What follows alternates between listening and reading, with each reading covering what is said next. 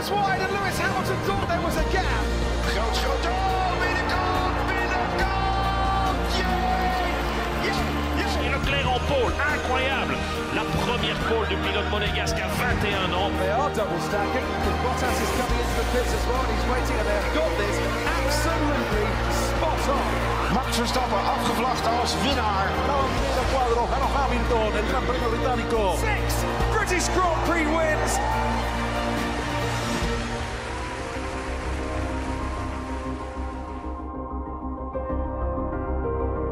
During the 2019 season, Formula One travelled to 21 locations across the globe.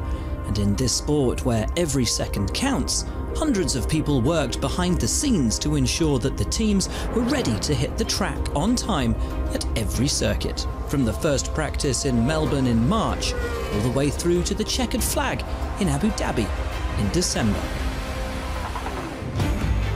F1 is one of the most challenging motorsports in the world, and to compete at the highest level, its 10 teams surround themselves with best-in-class facilities at temporary headquarters in 21 different locations.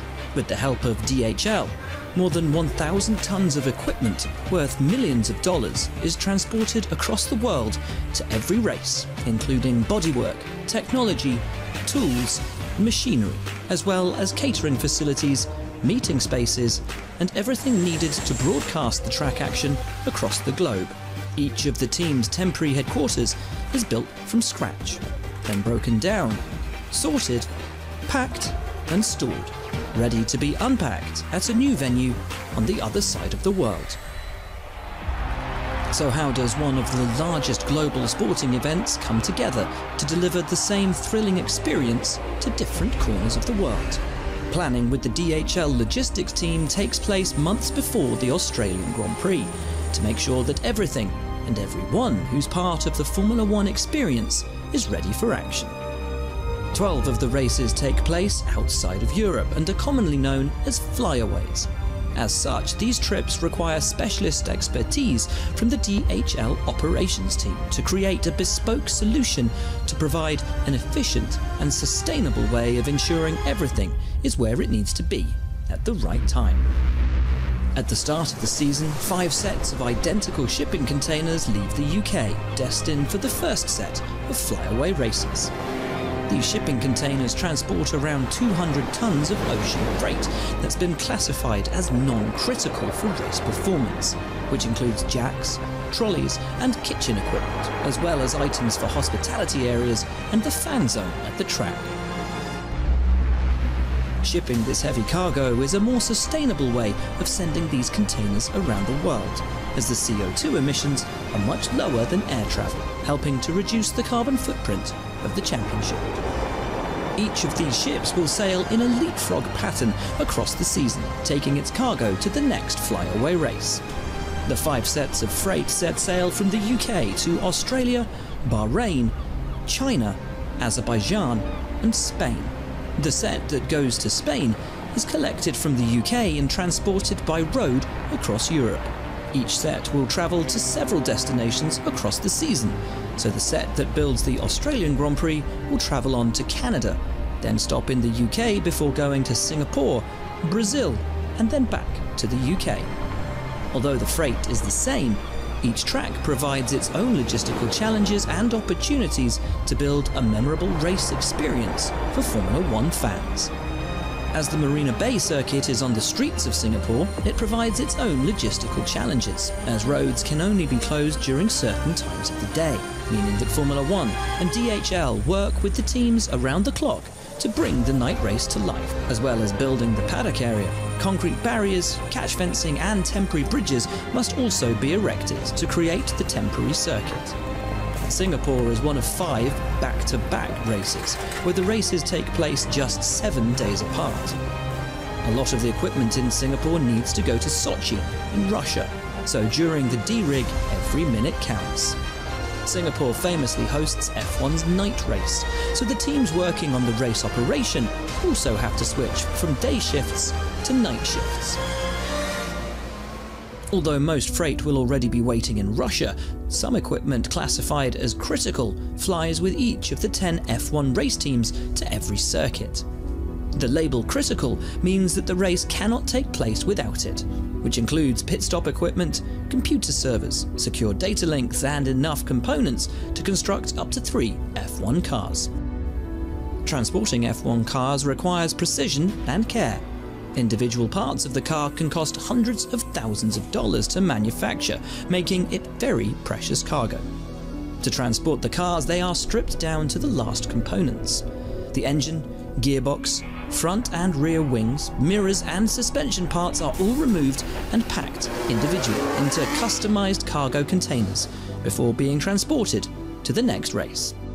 And in the interests of fairness at flyaway races, the teams can only commence their builds once the last piece of cargo has reached the circuit.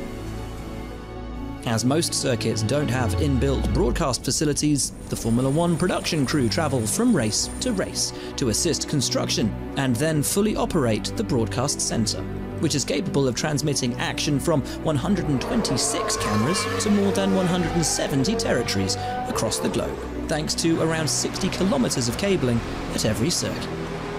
5 days after Sebastian Vettel wins the Singapore Grand Prix, the Formula One TV broadcast centre is already up and running in Sochi, ready to televise the Russian Grand Prix to an audience of more than 500 million people worldwide.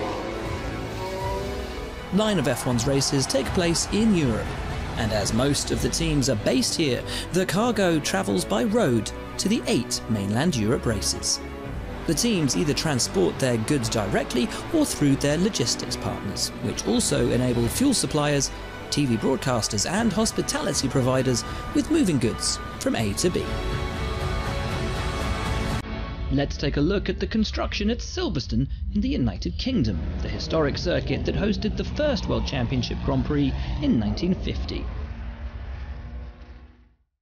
Convoys of trucks will transport everything the teams need to operate during the race weekend to the Silverstone circuit. 1 week before the site is open to ticket holders, construction of the paddock begins. Over the next 5 days, 27 trucks will unload freight onto this 675 square metre site, which will be transformed into the headquarters for Formula One's Grand Prix operations. Everything from bolts to the Formula One TV broadcast centre will be transported here and powered by 40 trackside generators. The race teams arrive 3 days later to begin construction of their areas of the paddock, and that's when the magic of the Grand Prix starts to take shape. Whilst the teams construct their pit walls and units, the Formula One team build the fan zone and race hospitality areas to provide fans on site with everything from champagne to show cars as part of the ultimate race day experience. By the Wednesday of race week, the paddock buildings will have taken shape.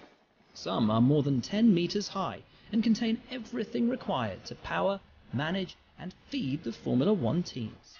Now it's time to start unpacking the most precious of cargoes, the Formula One cars. The teams will rebuild the cars and have them fully operational in time for Friday practice. Some will even have time to deliver upgrades to their cars. In just 7 weeks, DHL will have helped transport the F1 operations to 5 different locations across Europe, including 2 back-to-back operations. During the most extensive season to date, the tireless work and meticulous planning and collaboration between DHL, F1 and the teams allow for seamless transition of the F1 world to bring the action to fans across the globe.